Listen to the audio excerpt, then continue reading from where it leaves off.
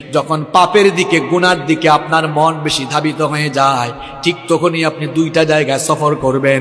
একটা জায়গা hospital, 2 number জায়গা কবরস্থান।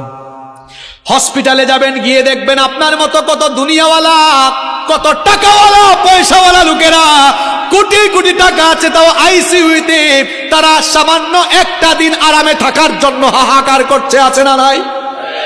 যে কালো টাকার জন্য, অবৈধ টাকার জন্য অন্যায় করছেন, গুনাহ করছেন, হসপিটাল গিয়ে দেখেন কত মানুষের টাকা তারে বাঁচাইতে পারে। একটু পর পর আইসিইউ থেকে লাশ বের হচ্ছে। এরপরে হাসপাতালে যাওয়ার পরেও যদি আপনার দিল নরম না হয়, তাহলে মাঝে মাঝে প্রেমবাগের কবরস্থানগুলোতে ভিজিট করবেন। গিয়ে দেখবেন আপনার মতো টাকাওয়ালা, পয়সাওয়ালা লোকেরা, ক্ষমতাওয়ালা লোকেরা, একদিন বিরাট টাকা পয়সা, অর্থবিত্ত, বাড়ি গাড়ি সব ক্ষমতা ছিল, এখন কবরের নিচে ঘুমায়া আছে। আমরা মনে করি আমাদের বউ আপন, আমরা মনে করি ছেলে মেয়ে আপন। আজকে মরে দেখেন কেউ আপনার আপন নয়, আপন কেবল একজন, তিনি কি কথা বলছি বুঝতে পারছেন আপনি?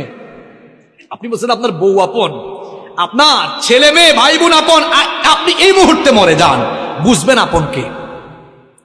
দেখবেন এই বউ, এই ছেলে মেয়েরা কিছুক্ষণ কান্না করবে, কিছুক্ষণ কান্না করার পরে বলবে মৃত লাশকে বেশিক্ষণ ঘরে রাখতে নাই, তাড়াতাড়ি দাফন করা দরকার। আপনাকে দেখবেন সাদা কাফন দিয়ে পেঁচায়া জানাজার মাঠে নিয়ে যাবে। যে ছেলে মেয়েদের জন্য, দেখেন একটু আগেই বলেছে কেউ আপন না, এই ছেলে মেয়েদের জন্য বাড়ি গাড়ি করার জন্য, প্রপার্টি করার জন্য, সম্পত্তি কামানোর জন্য ঠিকঠাক নামাজও পড়েন নাই, অনেক সময় সঠিকভাবে আল্লাহর ইবাদত করেন নাই। যাদেরকে আপন মনে করেছেন, আজ তারাই আপনাকে নিয়ে কবরে চলে যাবে, কবরে রেখে রেখে তারা আপনাকে চলে আসবে। এরপরে দেখবেন কেউ আপনার আপন থাকবে না। কবরে যাওয়ার পরে 2 জন ছাড়া আর কেউ আপন নাই, একজন হচ্ছেন আল্লাহ। এই জন্য কবরে ফেরেশতা আসি প্রথমে জিজ্ঞেস করবে বোন নাম কি, ছেলে মেয়ের নাম কি, না জিজ্ঞেস করবে মাও।